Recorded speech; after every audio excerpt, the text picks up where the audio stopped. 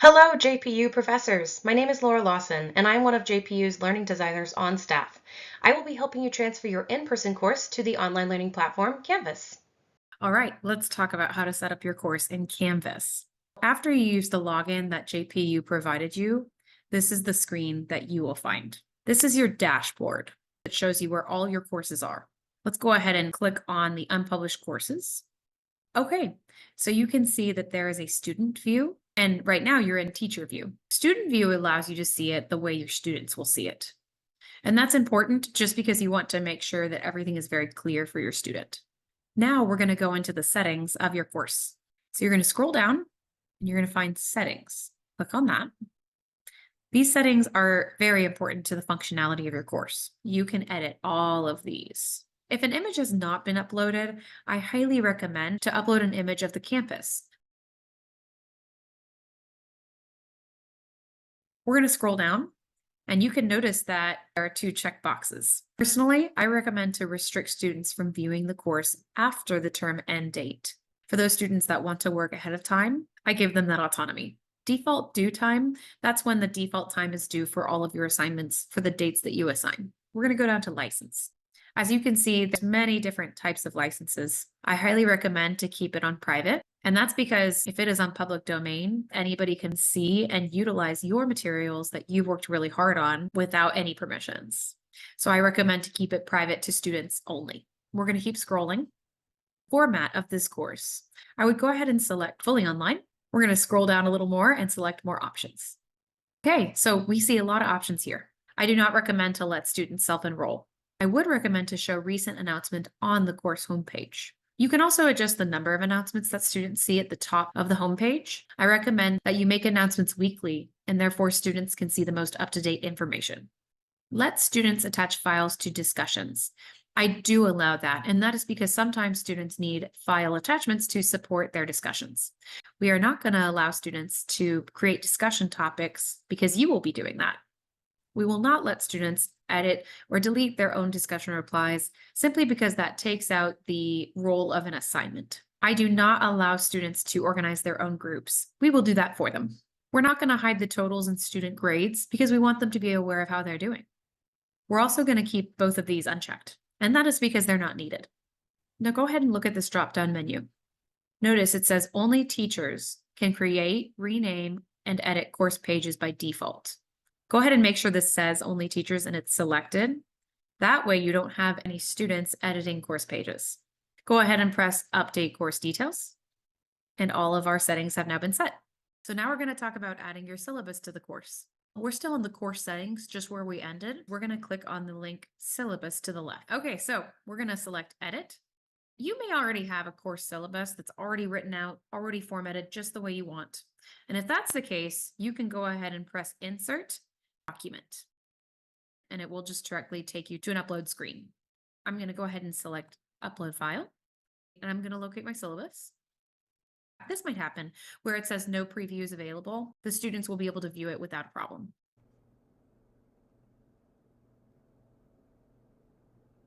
If you decide to go ahead and type your syllabus in this box, what I recommend is for you to go to that syllabus, highlight your syllabus, press Control C.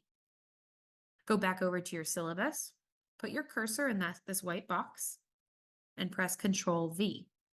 And you can see here that our information and our content has been pasted. In addition to your syllabus, I highly recommend that you create an intro video to introduce yourself, your course, and the information that you think would be helpful for students. This video is also called an instructional wrapper.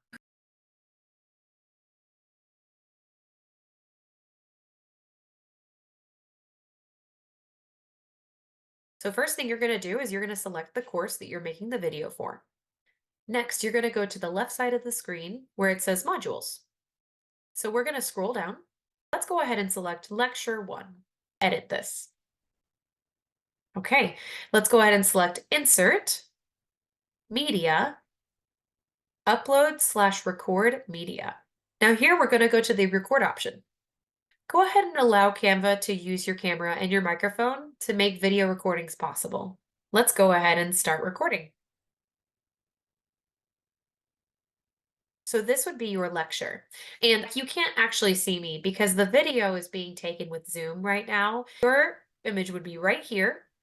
So whenever you complete your lecture and you're happy with it, go ahead and select Finish and scroll down. Select Save Media. This video goes directly where you left your cursor. Let's say we don't want video. We're going to select No Video under the webcam button. And then we're going to press Start Recording. And this is where you could upload any audio files, perhaps that are accessible and allow for learners that have visual impairments to have more opportunity to learn just as fluently in your class as everyone else. So we went ahead and finished our media, and we're going to go ahead and go down to Save. And just like our video, it is placed exactly where our cursor was. Let's show you how to embed a video first. We're going to go to our YouTube video. We're going to scroll to Share, press Embed, and we're going to copy with Control-C. We're going to now press Insert, just like we did with our syllabus, Embed.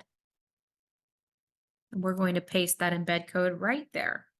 To insert a link to your instructor pedagogical wrapper video, you can describe your video. Let's call it Instructor and Course Introduction. Highlight this. Now we're going to go directly back over to YouTube. You're going to take the link, select it, Control-C, go back to your canvas and insert link. There's an external link which will take your students to a non-Canvas website. We're going to select external link as it's YouTube. Control-V for paste and done. Press Update Syllabus. Next, we're going to add a home page to your course. It is the first page that every student will see immediately when they select your class. Let's go ahead and select Home. We're going to select on the sample page. I highly recommend to put the course title, a description, and a form of media on your homepage. Whether it's an introductory video, maybe it's about the past experiences you've had and how they're relevant to the course. To edit this, we're going to go to the top right corner and select Edit, and we're going to call this Homepage.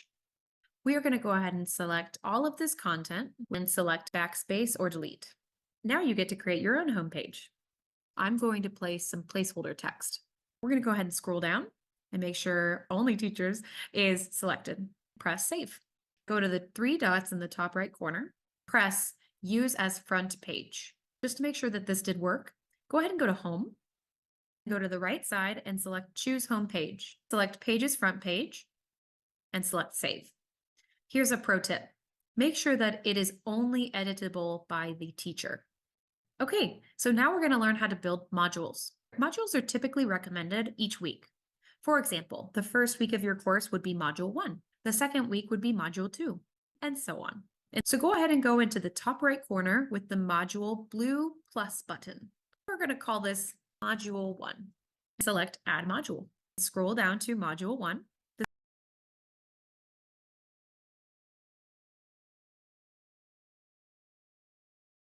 Research shows us that online course designs that consist of assignment lists only are a direct carryover from face-to-face classroom settings to an online instruction model. However, this type of course design does not always provide the type of integrated and holistic learning experiences that truly engage your learners and promote deep learning in this online environment. Whether it's a video, audio, Word document, PowerPoint, you name it, you can upload it. Next, we're going to learn how to add a page. This page will be the beginning of your lecture in Module 1. Press the plus sign in the top right corner of the Module 1 ribbon. You're going to press this drop-down menu and select Page. Select Create Page. We're going to give this a name, Lecture 1. Select Add Item. Okay, let's go ahead and click on Lecture 1. Select Edit. And identical to our syllabus, we can enter information directly to this white box. We can insert links, images, medias, documents. And in this page, I would highly recommend to highlight the goals and objectives of this lecture. I would post the readings very accessibly to your students and information that is need to know. So I'm going to go ahead and copy paste some text in here to give you an example. This is exactly what the students will see in this order. We're going to go ahead and save this, but let's go ahead and scroll and make sure that only teachers can edit this. Press save. Go ahead and press publish. Green check mark with published means it is published. So to be able to understand how your students are doing in your course, you might want to know some analytics. On the right side of your screen, you're going to go to View Course Analytics. You're also going to turn on the View Analytics graphs. So on a View Activity by Date, this is showing the data of students that are looking at your materials. The x-axis is the date, and the y-axis is the number of students. You can also view submissions. Red for missing, yellow for late, and green for on time.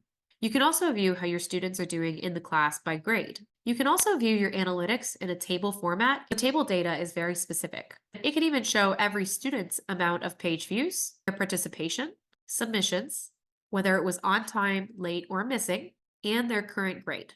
You can also sort these analytics, but that will show the highest level student by the views, participation, and so on. Okay, so let's say you need a video platform to meet with your students. Zoom is currently the most highly recommended platform as it allows for a chat room, reactions, raised hands. It also allows for us to record the meeting. To download Zoom, open a new window in your internet browser and type Zoom. Click on that. Go ahead and set up a free account. So select sign up for free. Put in your age and your email address. I can see the verification code and I'm going to enter it here. And we're going to click verify. So go ahead and enter your first name, last name, and a password. Press continue. And now you're in your Zoom account. Let's go. X this out for now. Click download now. Click download. It would go into your downloads in the top right corner. Now you're going to select the download itself. It will then initialize and install to your computer. There are many research studies that show us what instructional strategies lead to a more successful learning experience. Coe and Rawson show us that writing direct and simple objectives and following through with them can lead to more student success in online courses. As a guide, Bloom's taxonomy is one method that you can use to compose your objectives. Secondly, the Quality Online Checklist Initiative provides many suggestions in all aspects of online teaching. To highlight a few methods, they encourage the use of multimodal instruction. Utilize videos, media, and other forms of online instruction to encourage student engagement. It will also back up what you discussed in your lecture, and it shows a realistic view of the content you're teaching. Knowledge demonstration is another suggestion. Learning by watching and doing is a powerful strategy. Third, consider starting with an icebreaker at the beginning of your course and at each lecture. It allows students to have more anticipation for your lecture. Ask students to make an introduction and encourage them to include fun facts and places that they like to travel. Finally, be sure that the delivery of your course materials is accessible. Be sure all written documents have a title, subtitle, and paragraph page.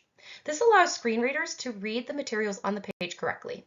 And also consider adding audio as a recording to your text files on Canvas, as we learned before.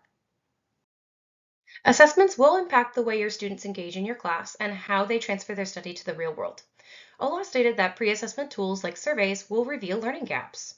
This allows for personability in your instructor feedback. Let's say there is a student who takes an assessment and needs improvement with their fundamentals on the topic. When you provide feedback to them, connect the fundamentals to the assignments they are turning in. This is one way that personability with pedagogy can really impact students. When building discussions, think about what you want your learners to understand afterward. You can pose a Q&A form, a problem-to-solution assignment, or maybe something creative. Coe and Rawson's research in 2017 shows us that we should grade these discussions in a timely manner, as students can apply the concepts to their next assignments.